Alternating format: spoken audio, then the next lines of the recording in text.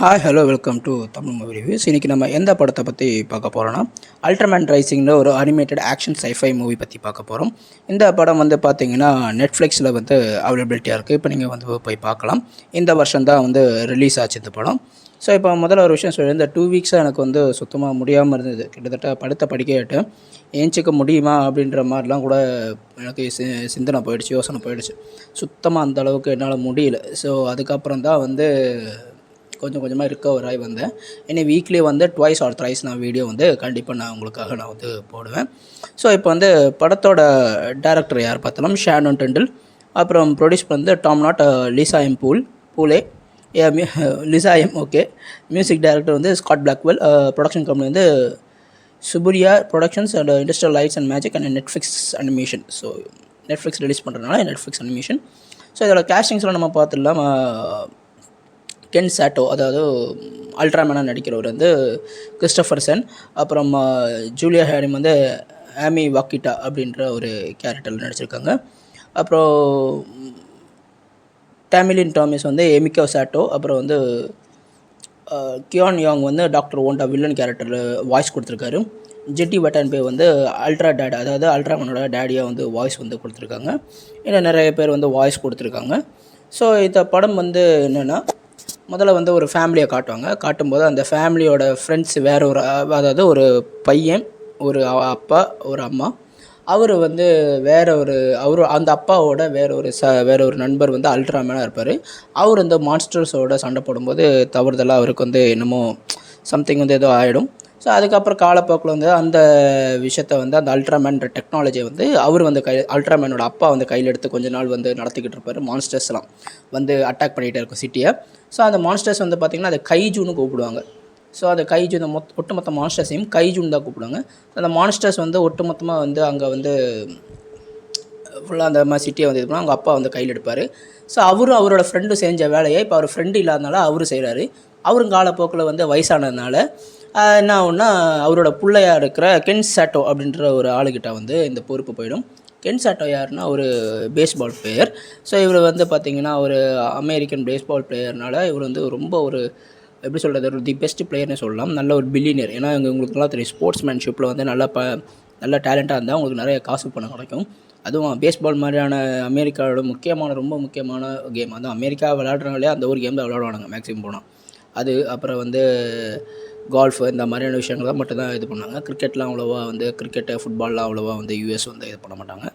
So American கேமான இந்த baseball வந்து ரொம்ப மிக முக்கியமான ஒரு புள்ளி. எப்படி ஃபுட்பால் வந்து ரொனால்டோவோ அதே மாதிரி இந்த அனிமேஷன் மூவியை பொறுத்த வரைக்கும் பேஸ்பால் வந்து கென் சாட்டோ வந்து ரொம்ப முக்கியமான ஒரு புள்ளி. ஸோ இவர் வந்து இவங்க அப்பா வந்து இவருக்கு கொடுத்த பொறுப்பை வந்து கரெக்டாக செய்யணுன்றதா அல்ட்ராமேன் அப்படின்ற அந்த வேலையும் பார்க்குறாரு. பேஸ்பாலை விளையாடிட்டுருக்காரு.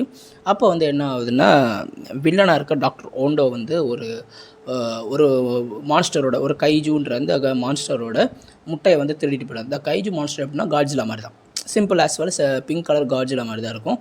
ஸோ அதே மாதிரி வாயிலிருந்து எல்லாம் வந்து அந்த அல்ட்ராசோனிக் ரேஸு எல்லாம் வர்றது எல்லாமே அதுதான். ஸோ கொஞ்சம் டிஃபராக இருக்கும், அவ்வளோதான். மற்றபடி எல்லாம் காட்ஜிலா மாதிரி தான். ஸோ அந்த முட்டையை வந்து திருடிட்டு போவார். ஏன் ஓண்டோக்கு வந்து ஏன் இந்த மாதிரியான ஒரு கைஜுவை பார்த்தாலே பிடிக்காது அப்படின்னா, அந்த வில்லன் ஓண்டோக்கு ஏன் பிடிக்காதுன்னா, அவரோட ஃபேமிலியை வந்து ஒட்டு மொத்தமாக வந்து இந்த கைஜு இனம் வந்து கொன்னுடும். ஸோ அதனால் வந்து இந்த ஓண்டோ என்ன பண்ணுறாருன்னா, தன்னோட பணபலத்தை வச்சு, தன்னோட சயின்டிஃபிக்கான மூளையை வச்சு எப்படியாவது இந்த கைஜு இருக்கிற இருப்பிடத்தை கண்டுபிடிச்சி ஒட்டு மொத்தமாக மொத்தமாக முடிச்சு விட்டுறணும் அப்படின்ற அந்த ஒரு மனப்போக்கில் வாழக்கூடிய ஒரு ஆள். ஸோ அவர் என்ன பண்ணுவார்னா, கைஜுவோட ஒரு முட்டையை திருடிட்டு போயிடுவார்.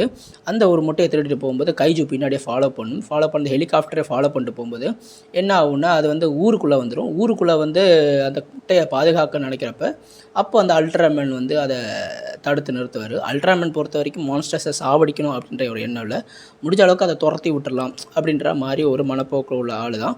பட் ஆனால் அப்போ வந்து அந்த முட்டைக்காக அந்த மான்ஸ்டர்ஸ் கைஜு வந்து ரொம்ப ஃபோர்ஸாக சண்டை போடுறதுனால அது வந்து கொல்லப்படுது. ஓண்டோவோட ஆளுங்களால் கொல்லப்படுது. அது அந்த பறக்கிற ஜெட்டு இதனால் வந்து ராக்கெட் போட்டு அதை கொன்னுடுறாங்கன்னு நினைக்கிறேன். அதை கொன்னுடுறாங்க. அதுக்கப்புறம் வந்து அந்த முட்டையை வந்து அல்ட்ராமேன் வந்து திருடிட்டு போயிடுறாரு. ஏன் இந்த ஒரு முட்டைக்காக இவ்வளோ வந்து கைஜு வந்து இதுவாகுது சரி சொல்லிட்டு அந்த முட்டையை வந்து அல்ட்ராமேன் தூக்கிட்டு போனதுனால ஓண்டோக்கு வந்து அல்ட்ராமேன் மேலேயும் ஒரு கோவம் இருக்குது. என்னடா நம்மளோட ப்ராஜெக்டை வந்து இப்படி வந்து நாசம் பண்ணிட்டு போயிட்டானே, நம்மளோட அசைன்மெண்ட்டை நாசம் பண்ணிட்டு போயிட்டானேன்னு சொல்லி. ஸோ என்ன ஆகுதுன்னா, கென் சாட்டோ தான் சொல்கிற அல்ட்ராமேன் வந்து முட்டையை திருட்டு வந்தனால அவங்க உள்ளே வந்து பார்த்தோன்னா ஃபுல்லாக ஏஐ தான். ஏஐன்னு எப்படி சொல்ல, ஒரு உருண்டையாக ஒன்று இருக்குது. இப்போ எப்படி நமக்கு வந்து பார்த்திங்கன்னா அலெக்ஸா அது மாதிரிலாம் இருக்குமா, அங்கே ஒரு ஏஐ இருக்கும். அது வந்து பறந்துக்கிட்டு இருக்கும், ஸ்பியர் ஷேப்பில் இருக்கும். அது வந்து பறந்துக்கிட்டே இருக்கும். ஸோ அதுக்கிட்ட அவங்க நடந்து போகும்போது லைட்டு எரியறது, ரூமு கதவு ஆட்டோமேட்டிக்காக ஓப்பன் ஆகிறது, திறக்கிறது, இந்த மாதிரி தான் எல்லாமே ஃபுல்லாக ஏஐ சிஸ்டம் தான். அது அந்த அனிமேஷன்னால் உங்களுக்கு ஈஸியாக வந்து எப்படி வேணாலும் ரொம்ப கற்பனையாக காட்ட முடியும். ஒருத்தன் பணக்காரனாக இருக்கானா அப்படி காட்ட முடியும். ஒருத்தன் வந்து ஒரு சிட்டி வந்து ரொம்ப அட்வான்ஸாக இருக்குன்னா எப்படி வேணால் காட்டலாம். ஸோ அனிமேஷனோட ப்ளஸ் பாயிண்ட் இதுதான். ஸோ அது மாதிரி வந்து கின்சாட்டோட வீடு வந்து ரொம்ப பிரம்மாண்டமாகவும் எல்லாமே ஏஐ டெக்னாலஜியில் கண்ட்ரோல் ஆன மாதிரியும் ரொம்ப இதுவாக சுதந்திரமாக காட்ட முடிஞ்சது. நல்லா இருந்தது அது. அது அவர் வந்து பார்த்திங்கன்னா அந்த குட்டி கைஜுவை வந்து வளர்ப்பார். ஸோ குட்டி கைஜுவை வந்து வளர்க்கும்போது அவர் வந்து எப்படி பேஸ்பால் வந்து விளையாடினாரா இல்லையா, அப்புறம் அவரோட லைஃப் வந்து எப்படி ஒரு திருப்பு முனையாக ஆயிடுச்சு அப்படின்ற மாதிரி தான் இந்த படத்தோட கதை. ஸோ அந்த குட்டி கைஜுவை காப்பாற்றினாரா இல்லையா அப்படின்றது தான் இந்த படத்தோட கதை. இந்த படம் வந்து பார்த்திங்கன்னா உங்களுக்கு வந்து ரொம்ப வந்து போரிங்லாம் கிடையாது. உங்களுக்கு வந்து எப்படி சொல்கிறது, நான் வந்து சின்ன வயசில் அல்ட்ராமேன் பார்த்தப்போ எனக்கு வந்து ரொம்ப வித்தியாசமாக இருந்தது. வருவார், மான்ஸ்டரோட சண்டை போடுவார், ஓடுவார், வருவார், மான்ஸ்டரோட சண்டை போட வருவார், அவ்வளோதான். அந்த மாதிரி தான் இருக்கும்.